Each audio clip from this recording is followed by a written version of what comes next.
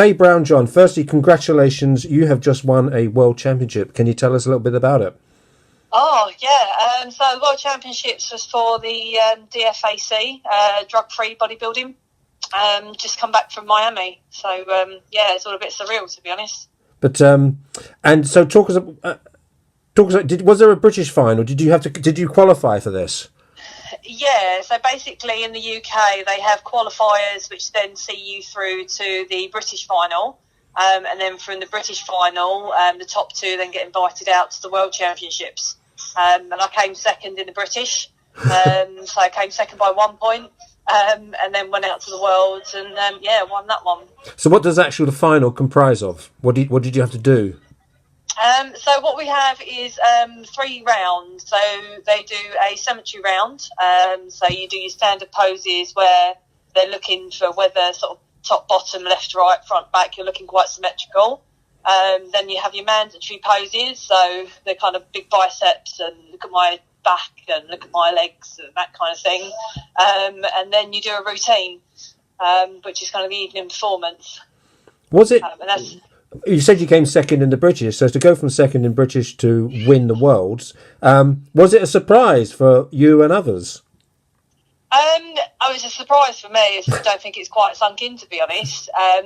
But also in the World Championships, we were actually up against professionals. So normally you'll have a pro category and an amateur category. I'm in the amateur, but they ended up combining the pros and the amateurs together. So we're actually up against professionals.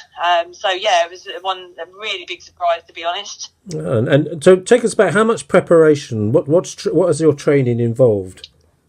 Well, it's kind of a bit of a midlife crisis, really. So I started in January because I thought, I'll do a bodybuilding competition. I did one about 3 years ago. It was just like a one-off, trained within 12 weeks. I was on stage and that was it.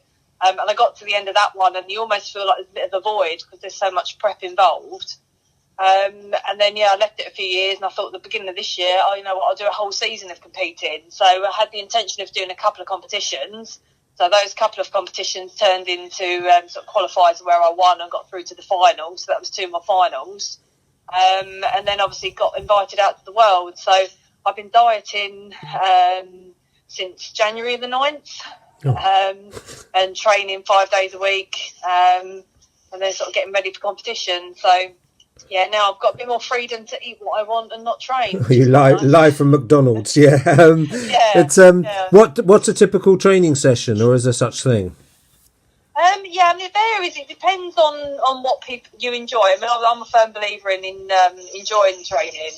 So the coach I work with, he doesn't believe that you necessarily need to do cardio, which a lot of people think you need to do. So I've done no cardio since January, just literally weight training, about 45 minutes to an hour in the gym, 5 days a week. And I've been doing that since January, even when I'm on a holiday. Will we give a name check? Which gym do you train at? I train at Exercise for Less in Harlow. Oh, okay, good. Okay, free out there. And what about when you say diet? What's in, what's out?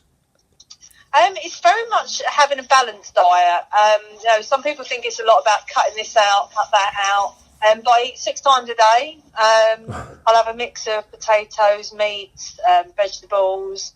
I don't know if you heard of Caxton Pink and Whites, the marshmallow and wafer. Right, now. Yeah, yogurt and sort of berries, things like that. So it really is. It's actually enjoyable as opposed to being too restrictive.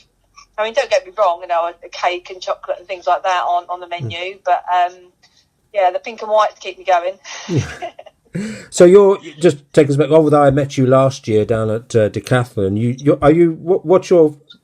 do fitness training, don't you? I did, yeah. I had my own studio. I did aerial fitness, but I actually sold the business back in May and decided that I wanted an office job, something that was 9 to 5, Monday to Friday. Where I can actually switch off at weekends. As much as I love doing the fitness and the aerial, it was 24 hours a day, 7 days a week when you've got your own business. So to spend a bit more time with the family was a bit more of a priority. Yeah. So what happens now? Is there going to be an opportunity or an inclination to defend your title? I don't know. It's hard because a lot of people have asked me that question. I think when you've been so focused for so long and then suddenly you've given this freedom of you don't have to train and you don't have to eat certain things. And then it's knowing what you want to do next. So I've got a meeting with my coach on Saturday, and then we sort of discuss where to go from here. But yeah, it may be that I've been given my pro card as well. So I'm waiting for confirmation on that, which means that then I can go professional, which opens up so many more opportunities. Are there many? That's a good question. Yeah, good point. Are there many professionals in Britain? There is quite a few. I think it's certainly for women's bodybuilding, it's not as popular. I think the natural thing, when you say to people, I'm a bodybuilder, they expect you to be, sort of 10 foot wide and sort of really muscular, when I'm actually really quite slight. Mm-hmm. I don't have the size on me, but if I do go pro, then I need to start looking at building muscle mass a little bit more. So it may be that I take a year out to build myself up, to then come back and look at sort of going back and doing a bit more the following year.